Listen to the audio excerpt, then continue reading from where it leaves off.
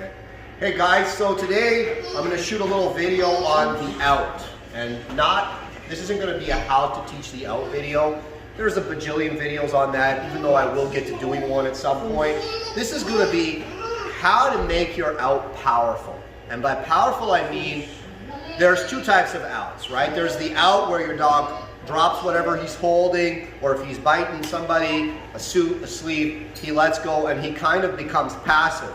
And then there's the out where the dog is bringing expectation. So he outs, but he outs like he's taking a timeout in a game, but he's really ready to get back in there. And that's the best kind of out to have, especially if you're doing bite sports, or you're doing personal protection, or even if you have a working police canine. When my dog lets go, I want my dog primed to re-engage. The problem a lot of people run into with outs is they make pressure on the dog to let go, and the dog kind of, you'll see it. The dog kind of goes passive, and he's there, but he's not there. And then when the dog re-engages, he usually re-engages maybe like halfway, or he's not as powerful on the re-engagement.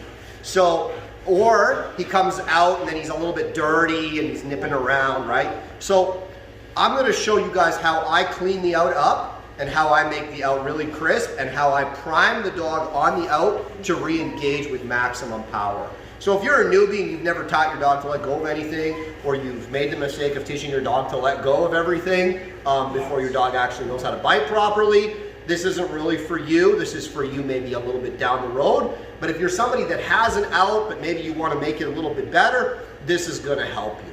All right. So I'm going to use Tango here. And by the way, Tango is available. He's a super dog for police department or security work. You'll see the dog when you start doing the work. It's positive. We've put the out on the remote collar. Okay. So the dog responds to the remote collar.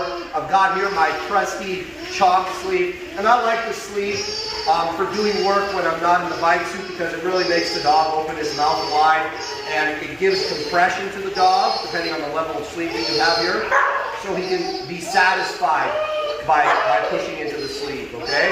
So without further ado, what we're going to do is I'm going to give the dog a bite, then we're going to do our OUTs. And I'm going to show you how I make a powerful out. Now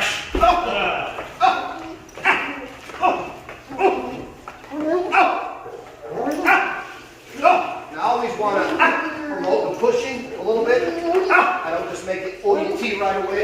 All right? Now you can make it. Out. So right there, every time he was dirty, I kicked him with the e-collar. And what I did there,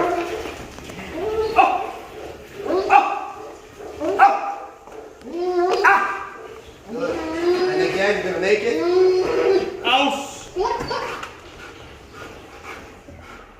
Check. Yeah, boy.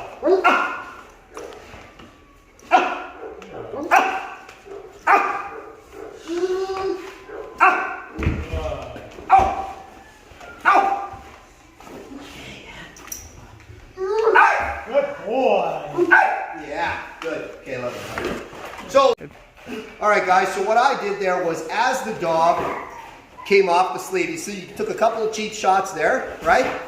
As the dog came off the sleeve, I nicked him with the collar. Every time he took a cheap shot, he got a nick with the collar. Okay. And then what I did, and this is the really important part, is I moved into the dog with the sleeve. And what did he do? Right? What a lot of dogs do is when they come out, they end up kind of like almost underneath the decoy or underneath the sleeve, right?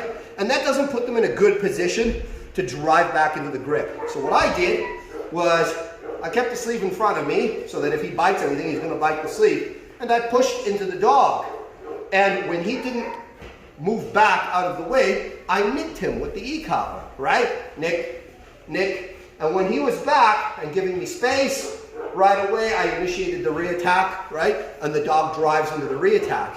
And now he's becoming more active on the out.